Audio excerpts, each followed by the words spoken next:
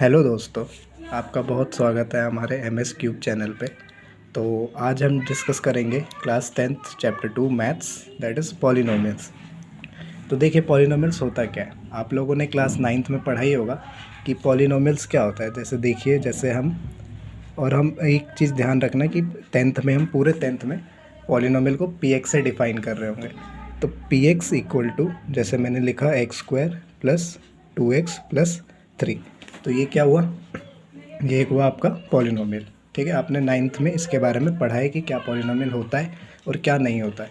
तो मैं आपको एक बार और थोड़ा सा उसके बारे में रिवाइज़ करा देता हूँ। तो ये px बराबर x² प्लस 2x प्लस 3 एक पॉलिनोमियल है। लेकिन अगर मैं आपको ये दूँ px बराबर 1/x माइनस 1, एक पॉलिनोमियल नहीं है। क्यों नहीं है? क्योंकि x की जो पावर है ना, वो नेचुरल नंबर्स में होनी चाहिए, और यहाँ पे x क्या है, डिवाइड में। तो इसीलिए px एक पॉलिनोमियल नहीं है। ठीक है, तो आपने वैसे भी 9th में पढ़ रखा है, मैंने आपका थोड़ा सा रिकैप करा दिया। तो अब देखिए हमें 10th में क्या करना है, डिग्री ऑफ पॉलिनोमियल क्या होता है।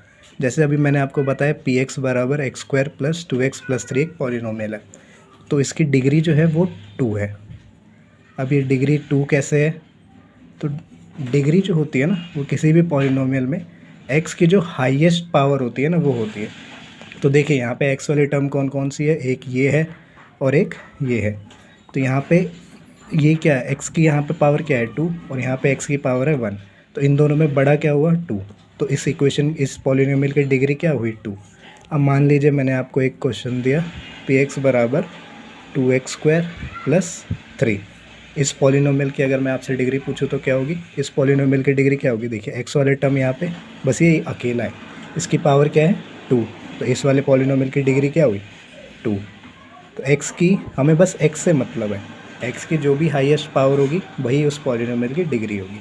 ठीक है, तो अब जैसे एक और मैं आपसे पूछता हूँ, जैसे मान लीजिए px बराबर 7x की पावर 8 प्लस 3/2 x की पावर 6 प्लस x। ये एक पॉलिनोमियल है आपका। क्यों है? क्योंकि x की सारी पावर नेचुरल नंबर्स में। ठीक है, तो अब देखिए इस वाले पॉलिनोमियल की डिग्री क्या होगी। यहाँ पे x वाले टर्म एक ये है, एक ये है और एक ये है।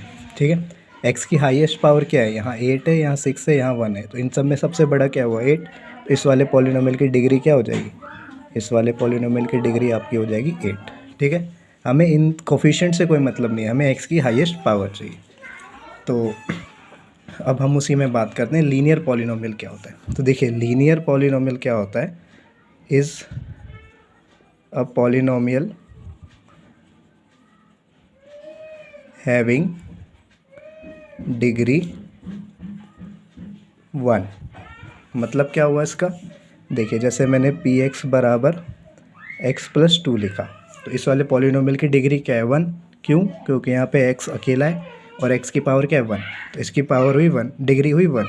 तो ये एक क्या हो गया, लीनियर पॉलिनोमियल। अब जैसे मैंने आपको लिखा px बराबर x² प्लस 2x प्लस 3, ये आपका लीनियर पॉलिनोमियल नहीं है। क्यों नहीं है? क्योंकि इसमें x, इस पॉलिनोमियल की डिग्री क्या है, 2 है। लेकिन लीनियर पॉलिनोमियल क्या होता है, जिसकी डिग्री 1 होती है। ठीक है, अब देखिए क्वाड्रेटिक पॉलिनोमियल क्या होता है। क्वाड्रेटिक पॉलिनोमियल होता है, is a polynomial having degree equal to 2। ठीक है, तो जैसे मान लीजिए px बराबर x² प्लस 2x प्लस 3। ठीक है, यहाँ पे हमारी इस पॉलिनोमियल की डिग्री क्या है, 2। क्यों? क्योंकि x की यहाँ हाईएस्ट पावर क्या है इस इक्वेशन में, 2। तो ये वाला हमारा क्या हुआ, डिग्री क्या हुई, इसकी डिग्री हुई 2। और जिस भी पॉलिनोमियल की डिग्री 2 होती है उसे हम क्या कहते हैं, क्वाड्रेटिक पॉलिनोमियल। ठीक है, अब मान लीजिए जैसे, अब देखिए क्यूबिक पॉलिनोमियल क्या होता है। क्यूबिक पॉलिनोमियल होता है, is a polynomial having degree equal to 3। ठीक है, तो देखिए जैसे px बराबर आपका हो गया x³ प्लस 3x² प्लस 2। ठीक है, तो इस वाले पॉलिनोमियल का हमारी डिग्री क्या है, 3। तो जिसकी भी डिग्री 3 हो, जिस भी पॉलिनोमियल की डिग्री क्या हो, 3, तो उसे हम क्या पढ़ेंगे, क्या बोलेंगे, क्यूबिक पॉलिनोमियल। और आपके क्लास 10th के सिलेबस में खाली क्यूबिक पॉलिनोमियल तक ही है, ठीक है। इसके आगे भी होता है, डिग्री 8 भी होता है, डिग्री 4 भी होता है, इनफाइनाइट तक जा सकता है, लेकिन आपके सिलेबस में खाली क्यूबिक पॉलिनोमियल तक दिया हुआ है। हाँ, तो हमने देख लिया कि लीनियर क्या होता है, लीनियर पॉलिनोमियल क्या होता है, क्वाड्रेटिक पॉलिनोमियल क्या होता है और क्यूबिक पॉलिनोमियल क्या होता है। अब हम देखेंगे कि ज़ीरोस एक्चुअली होते क्या है। देखिए, ज़ीरोस वो वैल्यूज़ होती है किसी भी पॉलिनोमियल की जिसकी वैल्यू अगर हम उस पॉलिनोमियल में डालें तो हमें आंसर 0 मिल जाए। फॉर एग्जांपल, मान लीजिए हमने पॉलिनोमियल ले लिया px बराबर 2x² + 8x + 6। अब आपने क्लास 9th में एक स्प्लिटिंग मिडल टर्म करके कुछ पढ़ा होगा, अगर आपको याद हो तो। उससे हम क्या करते थे, हम किसी भी पॉलिनोमियल का ज़ीरोस निकालते थे। तो हम उसी कंसेप्ट को यहाँ अप्लाई करते हैं। तो देखिए, हमें क्या चाहिए, हमें इस 8x को ऐसे तोड़ना पड़ेगा कि हमें प्लस करके वापस से 8x मिल जाए और मल्टीप्लाई करके क्या मिल जाए, इन दोनों का प्रोडक्ट। इन दोनों का प्रोडक्ट क्या है हमारे पास, 6 2 जा 12x²। तो हमें इस 8x को दो हिस्सों में ऐसे स्प्लिट करना है ताकि ऐड करके वापस 8x आ जाए और मल्टीप्लाई करके 12x² बन जाए। तो देखिए, अब यहाँ पे हम इस 8x को कैसे स्प्लिट कर सकते हैं, 6x + 2x। अब हमने ऐसा क्यों किया, हम इसको 4x + 4x भी तो कर सकते थे। हमने इसको ऐसा इसलिए किया क्योंकि हमें देखिए मल्टीप्लाई करके अल्टीमेट रिजल्ट क्या चाहिए, 12x² और यहाँ पे हमें 16x² मिलेगा। तो ये हमारा ऑप्शन, मतलब इससे हमें सॉल्यूशन नहीं मिलेगा। तो हमें एक ऐसा दो नंबर चूज़ करने होते हैं जो दोनों कंडीशन को सेटिस्फाई करें। तो यहाँ पे क्या सेटिस्फाई कर रहा है, 6x + 2x। अब ये आपको प्रैक्टिस से ही आएगा। आप जितना ज़्यादा प्रैक्टिस करेंगे उतने ज़्यादा आप नंबर को जल्दी डिकोड कर पाएंगे। तो यहाँ पे हम क्या लिखेंगे, 6x + 2x + 6। अब देखिए, इन दोनों टर्म में से क्या कॉमन आ रहा है, हमारा 2x कॉमन आ रहा है। तो अंदर आ जाएगा x + 3 और इस दोनों टर्म में से भी हमारा 2 बाहर आ रहा है। तो अंदर क्या आ जाएगा, x + 3। तो अब देखिए, इस पूरे ओवरऑल में से मैं क्या कॉमन ले सकता हूँ, x + 3। अभी अगर जब x + 3 कॉमन आ जाएगा तो इधर हमारे पास क्या बचा, 2x, फिर बीच में प्लस का साइन और इधर क्या बचा, 2। तो हमने अपने पॉलिनोमियल को क्या कर लिया, फैक्टराइज कर लिया। अब हम इसको ज़ीरो करने के लिए क्या करते थे, तो हम इसको बराबर 0 पुट करते थे। अब देखिए, कोई भी दो चीज़ों का प्रोडक्ट 0 कब होता है, इसके लिए दो कंडीशन होती है, either this term equal to 0 और दिस टर्म इक्वल टू 0, है ना। अगर ये 0 हो गया तो उसके साथ मल्टीप्लाई में आप कुछ भी लिख लीजिए तो 0 ही आना है, या फिर ये 0 हो गया, इसके साथ आप कुछ भी मल्टीप्लाई कर लीजिए तो 0 ही आना है। तो यहाँ से हमारी दो कंडीशन ओकर होती है। तो यहाँ से हमें क्या वैल्यू मिल गई, x = -3 और x = -2/2 दैट इज़ -1। तो देखिए, ये अब हमें क्या मिले, ये है क्या, x = -3 और x = -1। ये है क्या, ये है हमारे ज़ीरोस। अब मैंने आपको एक बात क्या बोली थी शुरू में कि ज़ीरोस क्या होते हैं, एक ऐसी वैल्यूज़ आती है उस वेरिएबल का जो उस पॉलिनोमियल में होते हैं, जिसको अगर हम उस पॉलिनोमियल में पुट करें उस वैल्यू को तो हमें आंसर 0 मिल जाना चाहिए। अब देखिए, वेरीफाई करते हैं। जैसे px क्या था हमारा पॉलिनोमियल, ये था हमारा 2x² + 8x + 6। अब देखिए, अब हमारे पास दो वैल्यू है, x = -3 और x = -1। तो अब हम वेरीफाई करते हैं कि ये ज़ीरोस है कि नहीं। तो x की जगह हम पहले क्या करेंगे, -3 पुट करेंगे। तो जहाँ जहाँ x है वहाँ वहाँ हम -3 लिख देंगे, बाकी सब सेम रहेगा, ठीक है। तो अब देखिए, यहाँ क्या आ जाएगा, 3 का स्क्वायर होता है 9 और 9 2 जा हो जाएगा 18। यहाँ पे 8 3 जा क्या होगा, 24, लेकिन माइनस का साइन है तो -24 और +6। अब देखिए, 18 और 6 क्या होता है, 24 और 24 - 24 आ गया हमारा 0। तो ये वेरीफाई हो गया कि x = -3 हमारा एक 0 है पॉलिनोमियल का। तो इसी तरीके से आप x = -1 के लिए भी कर सकते हैं, ठीक है। तो अब हमारा इसमें मेन मतलब क्या है, ये तो हमारा हो गया सॉल्व करके हम ज़ीरोस कैसे निकालते हैं। अब इसका हम ज़ीरोस का ज्योमेट्रिकल मीनिंग क्या होता है, तो देखिए ज़ीरोस का ज्योमेट्रिकल मीनिंग क्या होता है। जैसे अब मान लीजिए इस पॉलिनोमियल का हमारा ज़ीरोस क्या आया था, x = -3 और x = -1। अगर मैं इसको ज्योमेट्रिकली रिप्रेजेंट करने की कोशिश करूँ तो क्या होगा, देखिए एक ऐसा ग्राफ बनेगा। ये एक ऐसा ग्राफ बनेगा जो x एक्सिस को दो जगह कट करेगा। कहाँ कहाँ कट करेगा, एक x = -3 पे और एक x = -1 पे। तो ज़ीरोस का ज्योमेट्रिकल मीनिंग यही होता है। एक बार मैं आपको दोबारा बता देता हूँ क्या होता है।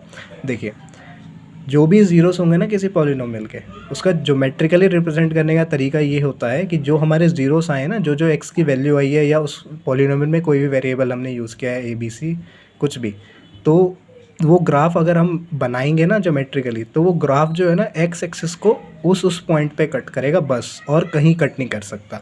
और मैं आपको एक और एक्स्ट्रा चीज़ बता देता हूँ कि किसी भी इक्वेशन की हाईएस्ट नंबर ऑफ़ ज़ीरोस क्या होते हैं, जो उसकी डिग्री होती है, ठीक है। तो क्वाड्रेटिक पॉलिनोमियल का मैक्सिमम कितने ज़ीरोस हो सकते हैं, 2, क्यूबिक के 3, क्योंकि उसकी डिग्री 3 होती है। लीनियर में हमारा एक ही ज़ीरो पॉसिबल है, ठीक है। तो अब देखिए, जैसे मैं आपको, ये तो हुआ कि हमने पहले सॉल्व किया और फिर ज्योमेट्रिकली समझा।